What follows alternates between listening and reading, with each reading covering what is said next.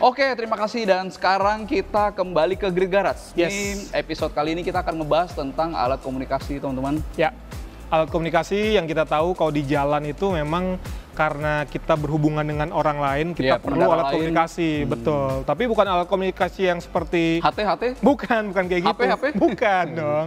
Kalau itu mungkin sesama orang gitu ngobrol gitu kan. Tapi kalau di jalan kan kita ada mobil, ada motor, ada bis, kita perlu alat komunikasi. Contohnya kayak misalnya klakson atau lampu gitu ya. Dan tapi kalau secara keseluruhan gitu ya, bisa jadi alat komunikasi di kendaraan, entah buat motor, mobil, atau truk, atau bis gitu ya. Nggak semua orang tahu apa aja. Ya, betul. Dan kita perlu kayaknya untuk mencari tahu dan penasaran gitu ya. Kira-kira banyak nggak ya kalau ditanya apa aja sih alat komunikasi di jalan.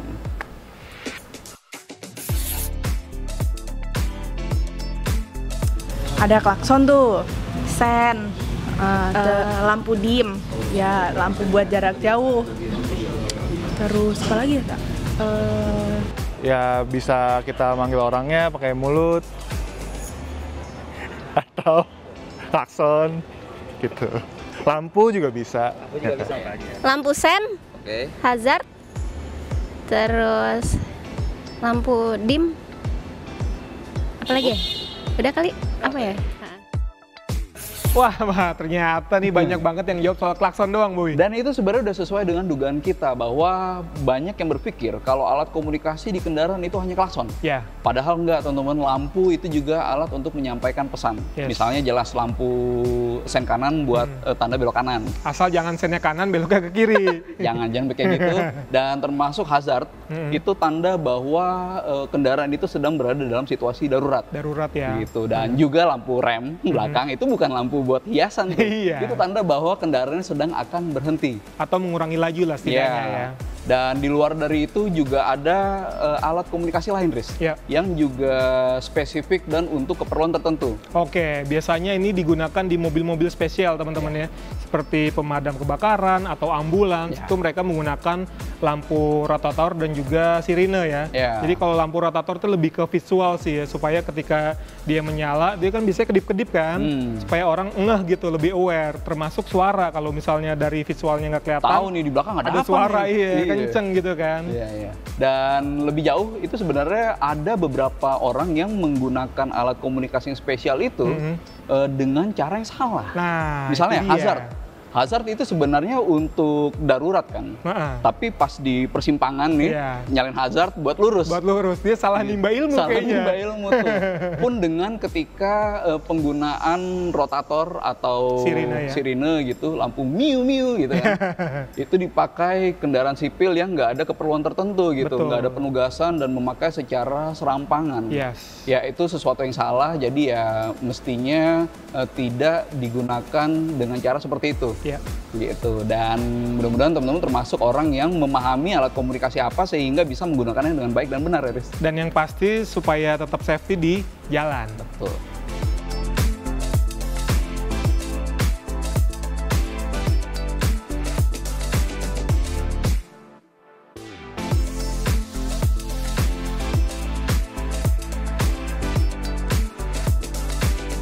Ya, dan sekarang kita masuk ke trivia yang kedua, teman-teman, dan itu sebenarnya sangat amat sederhana. Bagi sebagian orang. Bagi sebagian orang. Jadi kalau di indikator BBM, biasanya di motor, mobil, atau bis gitu ya, atau kendaraan yang lain, selalu ada dua inisial, yaitu E dan F. Kalau F kayaknya populer banget. F itu apa, Bang Rais? Udah pasti full dong. Bukan penuh ya. Ini bukan penuh nih. Nah, pertanyaannya adalah E nih. Karena kayaknya nggak semua orang tahu tentang E itu. Nah, itu dia. Karena banyak banget yang merujuk ke E itu empty atau kosong gitu kan. Kalau F full, E empty. Tapi sebetulnya bukan itu kan ya. Tapi sekarang kita tanya deh ke teman-teman, kira-kira tahu nggak kalau E itu merujuk kepada apa?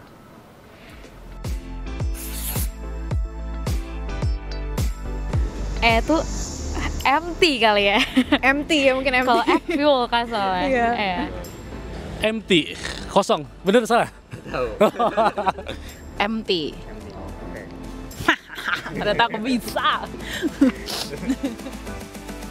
Ya, ternyata bener kan, Riz? Ada yang menduga bahwa E itu empty atau kosong ya. Padahal enggak, teman-teman. E itu melambangkan emergency yang merupakan ini situasi yang darurat. Dan itu sebenarnya pertanda bagus. Artinya E bukan empty, berarti kendaraan itu bahan bakarnya nggak kosong sepenuhnya. Masih menyisakan berapa liter lagi ya. Kalau di beberapa mobil itu, kalau di misalnya tangki bahan bakarnya 50 liter gitu ya, dia biasanya masih ada sekitar 10% tuh atau 5 liter lah. Jadi dia masih punya jarak tertentu untuk mencapai pom bensin berikutnya. Yang kalau dikonversi dalam jarak itu bisa sekitar 30 sampai 50 km. Sehingga kita bisa sampaikan teman-teman, ketika teman-teman mencapai E atau mungkin lampu indikatornya nyala gitu ya, itu teman-teman sebenarnya punya kesempatan untuk mencapai SPBU terdekat. Gitu. Dan mobil nggak sepenuhnya langsung mati sehingga akan merepotkan, nggak. Jadi ketenangan tetap bisa didapat meskipun logo E itu sudah dicapai, kira-kira gitu ya. Artinya teman-teman, F itu untuk full dan E itu untuk emergency. Ya nggak, Riz? Betul banget.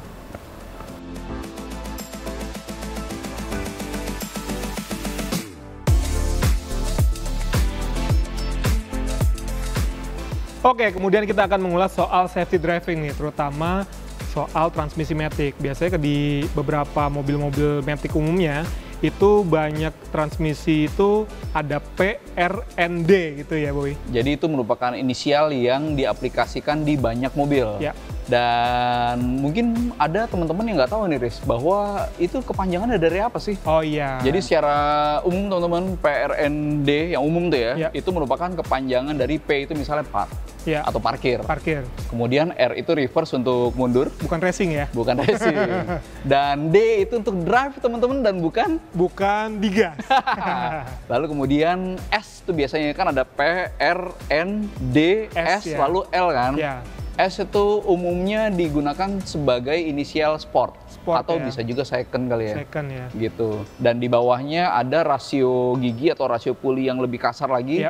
Itu ada L atau 1, Riz. Jadi kalau udah masuk ke L, itu kalau di transmisi otomatis yang pakai gear, itu ditahan hanya di gigi 1, Riz. Sementara kalau di transmisi matic yang pakai CVT gitu ya, pakai puli, itu rasio pulinya dibikin sekasar mungkin supaya torsinya terjaga. Buat menangani tanjakan, beban penuh gitu ya, pakai L. Nah, di luar dari itu ada kode lain yang cukup umum kayak overdrive itu, Riz. Jadi kalau overdrive itu biasanya kalau di mobil matic konvensional yang 4 percepatan, itu dia kalau overdrive-nya diaktifkan atau overdrive off ya, itu cuma sampai gigi 3. Jadi gigi paling akhir itu nggak digunakan. Dan itu bukannya tanpa tujuan, teman-teman. Jadi dengan kita tidak menggunakan yang paling tinggi gitu ya, yang overdrive, artinya dengan overdrive off ngebuat mobil jadi lebih bertorsi. Kepake kayak misalnya nyalip di kecepatan tinggi gitu, mendahului mobil ya. Mendahului mobil. Jadi ya lebih enak buat mobil bergerak secara cekatan. Gitu.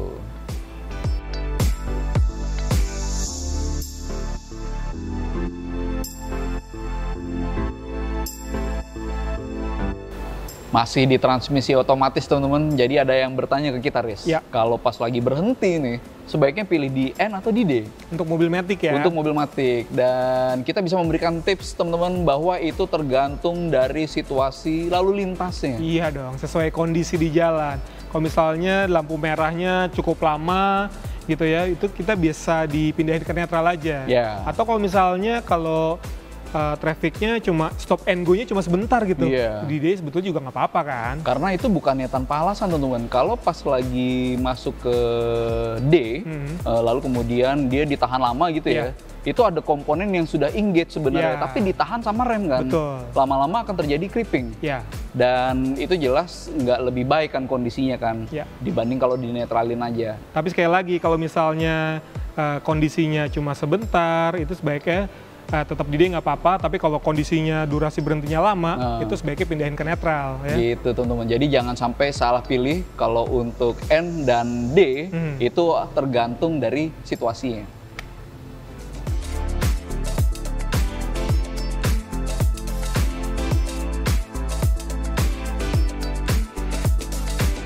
Nah teman-teman, itu dia informasi seputar otomotif di episode kali ini, dan sampai bertemu di Grid Garage episode berikutnya. Terima kasih.